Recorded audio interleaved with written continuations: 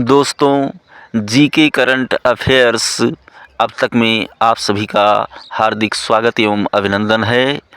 आज हम आपके लिए लाए हैं 20वीं सदी में घटी हुई एक ऐसी घटना जिसे रूस की क्रांति के नाम से जाना जाता है।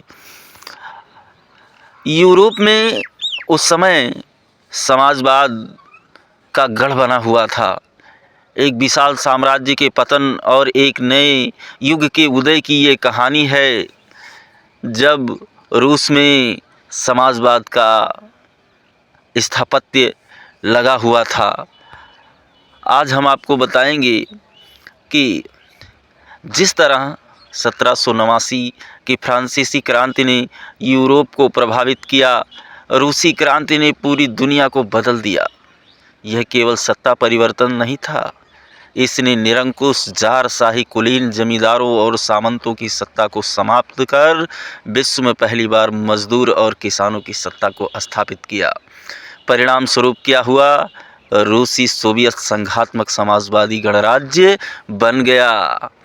आगे हम परिचर्चा करेंगे आपसे। उस समय रूस तीन वर्गों में बटा हुआ था। कुलीन वर्ग वह वर्ग था जिन्हें राज्य की ओर से कोई विशेष अधिकार नहीं प्राप्त हुए थे।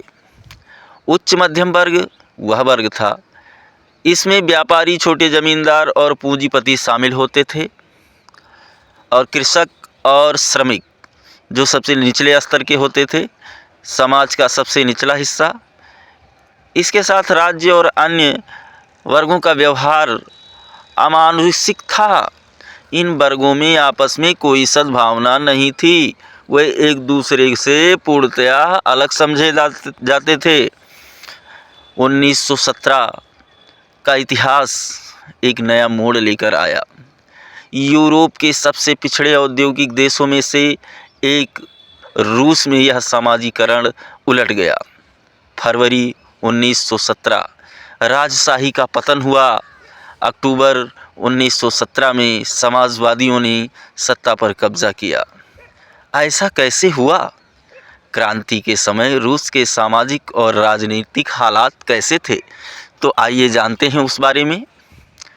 वहाँ का शासक जार निकोलस द्वितीय था, जो पूर्णतया निरंकुश स्वेच्छाचारी शासक था। वह जनता को किसी भी प्रकार का अधिकार देने के पक्ष में नहीं था।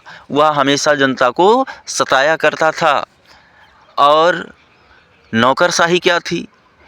रूस के कर्मचारी देश के लिए नहीं बल्कि सम्राट को प्रसन्न कर उच्च पद पाने के लिए काम करते थे। अर्थात भ्रष्टाचार चरम सीमा पर पहुंच गई थी। हाँ, वहीं आगे देखते हैं। रूसी साम्राज्य कहाँ से कहाँ तक फैला हुआ था। वहाँ का शासक जार निकोलस था और उसका भूभाग प्रशांत महासागर तक फैला हुआ था। इसमें आज के अगर समय में देखा जाए तो Finland, Latvia, Lithuania, Estonia, Poland, Ukraine और बेलारूस के हिस्से शामिल हैं। अगर अन्य विविधता के हिसाब से देखा जाए तो मध्य एशियाई राज्यों के साथ साथ जॉर्जिया, आर्मेनिया और अजरबैजान भी इसका हिस्सा थे। यहाँ पर धर्म क्या था? रूसी ऑर्थोडॉक्स क्रिश्चियनिटी को मानता था, लेकिन कैथोलिक, प्रोटेस्टेंट, मुस्लिम और बौद्ध भी इसमें शामिल थे। आइए जानते हैं कि वहाँ के कृषक वर्ग और अर्थव्यवस्था की क्या स्थिति थी। वैसे तो रूस किसानों का देश कहलाता था। रूस में जो किसान हुआ करते थे, अपने ज़रूरतों के साथ साथ बाज़ार के लिए भी पैदावार करते थे, लेकिन ज़मीन पर दबाव बहुत अधिक था। उस समय रूसी साम्राज्य का विस्तार 85% था और फ्रांस और जर्मनी का विस्तार 40 से 50% था। औद्योगिक द्वीप और मजदूरों की दुर्दशा कैसी थी, उस पर हम नज़र डालते हैं। सेंट पीटर्सबर्ग और मॉस्को प्रमुख औद्योगिक इलाके थे। काम के जो घंटे थे, क्राफ्ट यूनिट्स में काम की पाली 15 घंटे तक होती थी, जबकि कारखानों में 10 से 12 घंटे तक। हाँ, मज़दूरों के लिए कमरे और डॉर्मेटरी तक की व्यवस्था थी, कारखानों में रहने की उनकी व्यवस्था थी। और महिला कामगारों के लिए सन 1914 तक फैक्ट्री मज़दूरों में महिलाओं की संख्या 31% थी, लेकिन उन्हें पुरुषों के मुकाबले में कम वेतन, मतलब आधे से 3/4 मिलता था। आगे देखते हैं औद्योगिक क्रांति और सामाजिक बदलाव। देरी से ही सही रूस में औद्योगिकरण शुरू हुआ।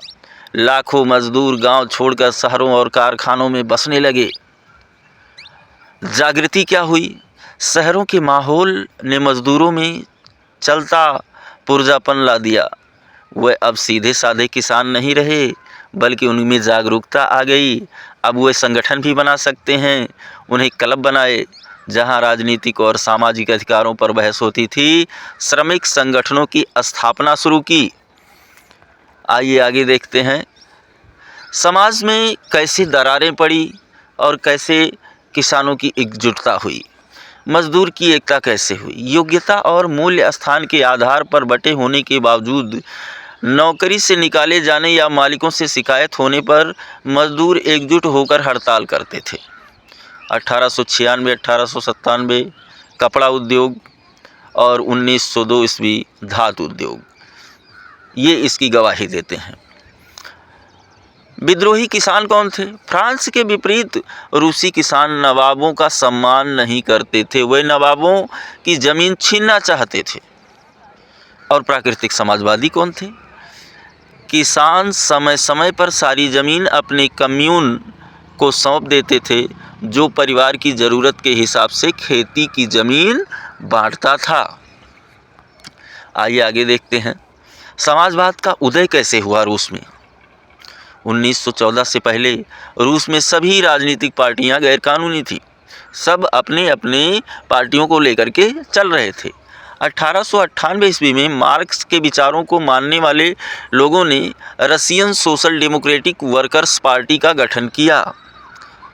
1900 ईस्वी में सोशल रिवोल्यूशनरी पार्टी का गठन हुआ। यह पार्टी किसानों के अधिकारों के लिए संघर्ष करती थी। उनका मानना था कि मजदूर नहीं बल्कि किसान ही क्रांति की मुख्य शक्ति बनेंगे। हाँ, उस समय रूस दो वर्गों में बटा हुआ था, बोल्शेविक और मेंशेविक। दो विचारधाराएं थीं। बोल्शेविक क्या हुआ करता था? उस समय बोल्शेविक में उनका जो मुखिया था व्लादिमीर लेनिन था। उसका मानना था कि जार सहित रूस जैसे दमनकारी समाज में पार्टी अत्यंत अनुशासित होनी चाहिए और अपने सदस्यों की संख्या व स्तर पर उसका पूरा नियंत्रण होना चाहिए। वहीं दूसरा जो विचारधारा था वो मेंशेविक का था। और दूसरे खेमे में था क्या? वे मानते थे कि पार्टी में सभी को सदस्यता दी जानी चाहिए, जैसे जर्मनी में होता है। अब देखते हैं 1905 का तूफान। 1905 ईस्वी में क्या हुआ?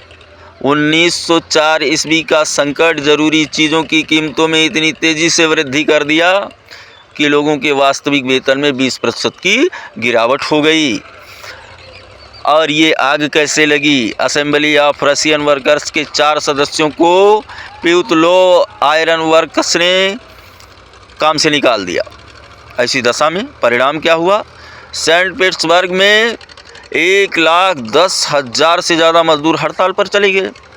और जब हड़ताल पर चले गए तो उनकी मांगें क्या थी? काम के घंटे 8 घंटे किए जाएं और वेतन में वृद्धि किया जाए और हमारी कार्य प्रणाली और हमारी व्यवस्था में सुधार किया जाए।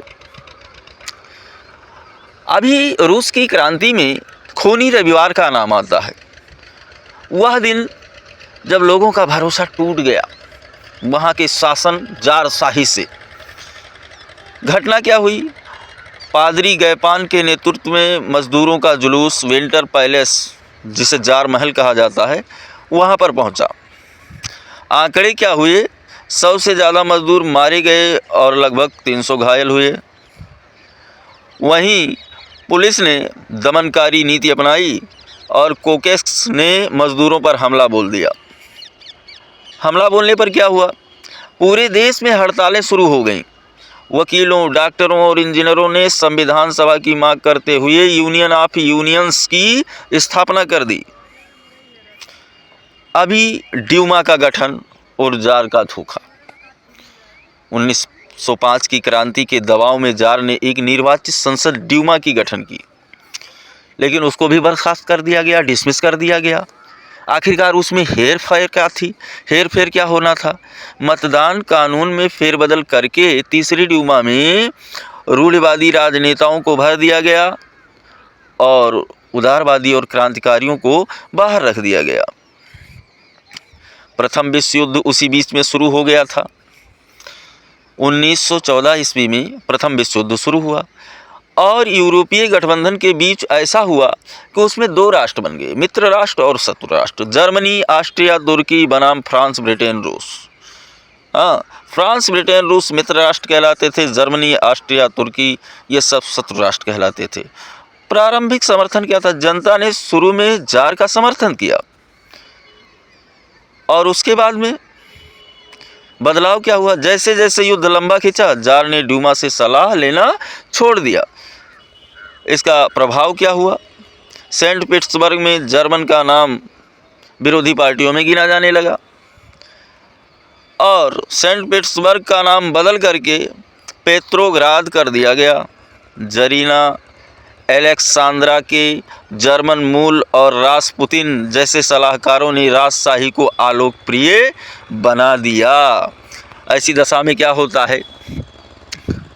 रूस मित्र राष्ट्रों की ओर से युद्ध में शामिल हो गया। शुरुआत में रूस की सेना ने वीरता दिखाई, लेकिन 2 साल के निरंतर युद्ध, लगातार युद्ध चलने से उसके हृदय में तोड़ आ गई। उनका हृदय टूट गया, मनोबल टूट गया।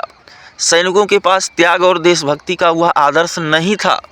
क्रांतिकारियों के पास था, केवल संख्या भरने के लिए भर्ती किए गए थे। परिणाम क्या हुआ? परिणाम यह हुआ कि कोई विजय न मिल पाने पर सेना और नौकरशाही घबरा उठी। ऐसी दशा में 70 लाख से ज़्यादा लोग 1917 में मारे जा चुके थे। रूसी स्टीम रोलर का पतन। शाही रूसी सेना, जिसे रूसी स्टीम रोलर कहा जाता था, बुरी तरह हारने लगी। अभी जब वो हारने लगी तो पीछे हटती रूसी सेना ने फसलों और इमारतों को नष्ट कर दिया। इससे रूस में 30 लाख से ज़्यादा लोग शरणार्थी हो गए। अभी वो रिफ्यूजी की ज़िंदगी बिताएंगे क्योंकि उनके पास कुछ रह नहीं गया। अभी विद्रोह क्या होना शुरू हो गया? सिपाही युद्ध में तंग आ चुके थे और अब लड़ना नहीं चाहते थे। उनको ज़बरदस्ती लड़ाया जा रहा था। 7 मार्च 1917 में भूख के कारण विद्रोह शुरू हो गया। गरीब जनता के पास खाने को खाना नहीं था, पहनने के लिए कपड़ा नहीं था। घटना ये हुई, पेट्रोग्रेड की सड़कों पर ठंड से ठिठुरते लोगों ने रोटियों की दुकानों पर ताज़ी ब्रेड देख करके उनको कोई रोक नहीं पाया। लूट मार शुरू हो गई। एक तरीके से खून ही खून हो गया और सरकार ने सेना को गोली मारने का आदेश दे दिया, भीड़ को तीतर बीतर करने का आदेश दे दिया। ऐसी दशा में हुआ क्या? उद्योग ठप। बाल्टिक सागर पर जर्मन कब्जे के कारण विदेशी आपूर्ति बंद हो गई। 1916 तक के रेलवे लाइन टूटने लगी। मजदूरों की कमी हो गई क्योंकि सेहतमंदों को युद्ध में भेजा जाने लगा। अभी जब सेहतमंदों को युद्ध में भेजा जाने लगा तो मजदूरों की कमी हो गई। अब मजदूरों की कमी हो गई तो कारखानों में काम कौन करेगा? ऐसी दशा में शहर में रोटी और आटे की किल्लत पैदा हो गई। दंगे क्या होने लगे? 1916 की सर्दियों में रोटी की दुकानों पर अक्सर दंगे होने लगे। रोटियों के लिए मारपीट होने लगे। निष्कर्ष क्या निकल कर के आया? फरवरी 1917 की दहलीज पर एक तरफ जॉर्ज का आलोकप्रिय हिस्सा, हारी हुई सेना, और दूसरी तरफ भूखे मजदूर, विद्रोही किसान। 1917 की शुरुआत में स्थितियां विस्फोटक हो चुकी थीं। मंच पूरी तरह से तैयार था एक ऐसी क्रांति के लिए जो दुनिया को हमेशा के लिए बदल सकता था। ऐसी दशा में क्या होता है? 2 चरणों में क्रांति होती है। मार्च 1917 जार का पद त्याग और अस्थायी सरकार का गठन। जार को पद त्यागने के लिए मजबूर होना पड़ता है और अक्टूबर 1917 में अस्थायी सरकार को हटा करके बोल्शेविक कम्युनिस्ट सरकार की स्थापना की गई, जिसके प्रमुख नेता व्लादिमीर लेनिन थे। अभी संसार में एक नई विचारधारा का उदय हुआ, सूत्रपात हुआ, नए अंशुमाली पैदा हुए। वैज्ञानिक समाजवाद, मार्क्स की विचारधारा को पहली बार किसी देश ने मूर्त रूप दिया। समाजवादी व्यवस्था क्या थी? इस क्रांति ने स्वयं को इस व्यवस्था के जनक के रूप में स्थापित किया। और इसका विस्तार कहाँ तक हुआ? ये विस्तार इतनी शक्तिशाली हो गई कि 1950 ईस्वी तक लगभग आधी दुनिया पर इसका प्रभाव हो गया। अगर हम रूस के लिए कुछ घटनाओं का कालक्रम देखें तो 1861 ईस्वी में कृषि दासों की मुक्ति हुई। 1894 ईस्वी में निकोलस द्वितीय का शासन शुरू हुआ। 1904-05 ईस्वी में रूस जापान युद्ध में पराजित हुआ और 1905 ईस्वी में पहली असफल रूसी क्रांति हुई। 1914 में प्रथम विश्व युद्ध शुरू हुआ और मार्च 1917 में जार का पतन हो गया और ऐसी दशा में वहाँ एक नई समाजवादी पार्टी का गठन हुआ, जिस पर किसानों का राज था, मजदूरों का राज था और एक नए विश्व का व्यवस्था हुआ। रूसी क्रांति 20वीं सदी की सबसे महत्वपूर्ण घटना थी। क्रांति के बाद विश्व इतिहास पर इस तरीके से चला कि इसका प्रसार इस पक्ष में थे कि यह विरुद्ध में थे। इसने दुनिया को दिखाया कि मजदूर और किसान भी सत्ता चला सकते हैं। आशय यह निकल कर के आया कि रूस की क्रांति के पश्चात वहाँ की तानाशाही का, वहाँ के निरंकुशशाही का, वहाँ के सामंतों का पतन हो गया और किसानों और मज़दूरों का शासन हो गया, जिसका प्रमुख नेता व्लादिमीर लेनिन था। मैं चाहता हूँ आपका निवेदन जब भी होगा तो अगली बार उस निवेदन पर हम अपनी परिचर्चा के लिए तैयार रहेंगे। जय हिंद, जय भारत।